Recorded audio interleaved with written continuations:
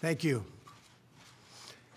When I came into office, I promised to look at the world's challenges with open eyes and very fresh thinking. We cannot solve our problems by making the same failed assumptions and repeating the same failed strategies of the past. Old challenges demand new approaches.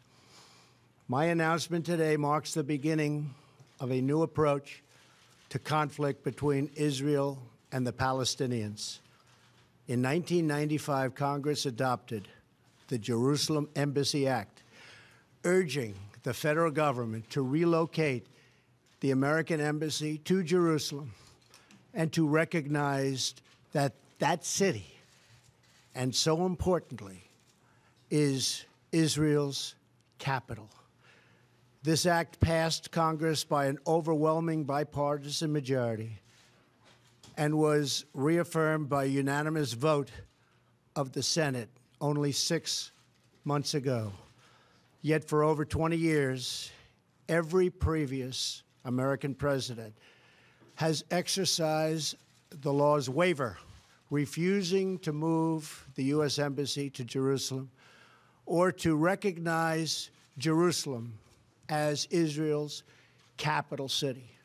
Presidents issued these waivers under the belief that delaying the recognition of Jerusalem would advance the cause of peace. Some say they lacked courage, but they made their best judgments based on facts as they understood them at the time. Nevertheless, the record is in.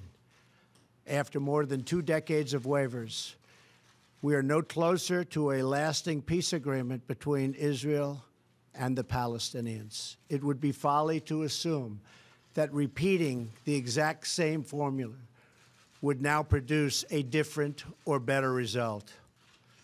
Therefore, I have determined that it is time to officially recognize Jerusalem as the capital of Israel. While previous presidents have made this a major campaign promise, they failed to deliver. Today, I am delivering. I've judged this course of action to be in the best interests of the United States of America and the pursuit of peace between Israel and the Palestinians. This is a long overdue step to advance the peace process and to work towards a lasting agreement. Israel is a sovereign nation with the right, like every other sovereign nation, to determine its own capital.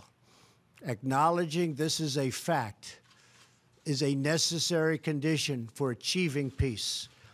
It was 70 years ago that the United States, under President Truman, recognized the State of Israel.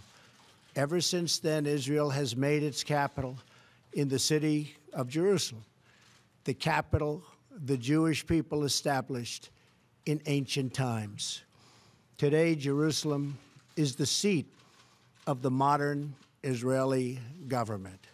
It is the home of the Israeli parliament, the Knesset, as well as the Israeli Supreme Court.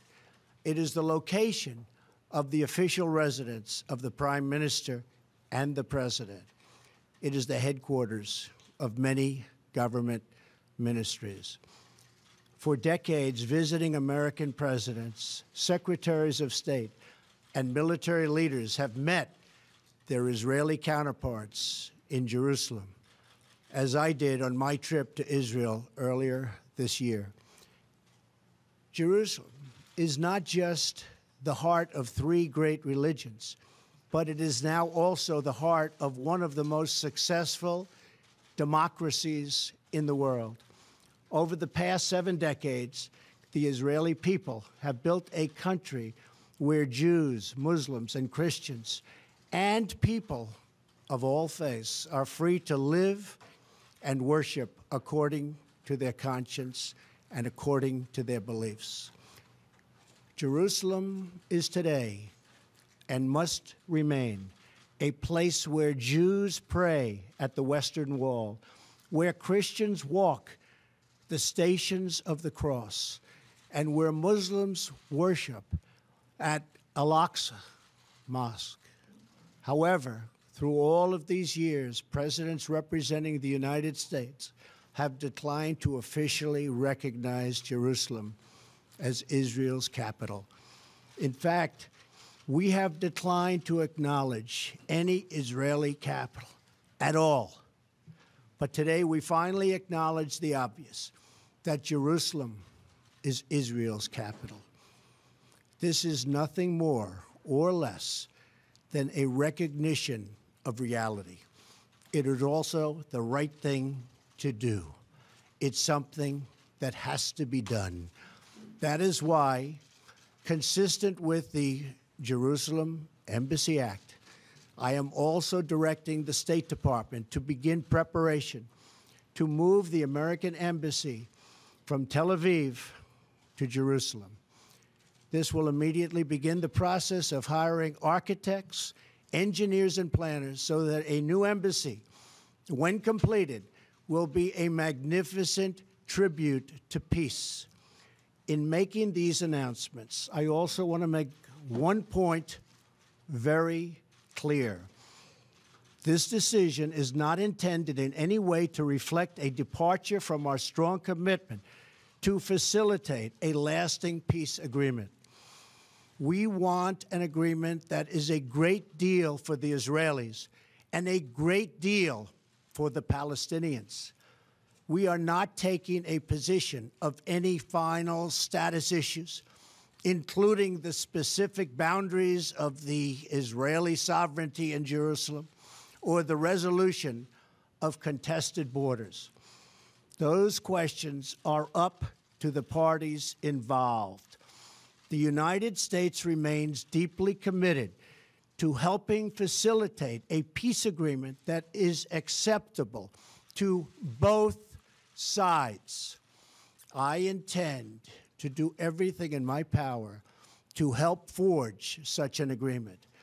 Without question, Jerusalem is one of the most sensitive issues in those talks. The United States would support a two-state solution if agreed to by both sides. In the meantime, I call on all parties to maintain the status quo at Jerusalem's holy sites, including the Temple Mount, also known as Haram al-Sharif. Above all, our greatest hope is for peace, the universal yearning in every human soul.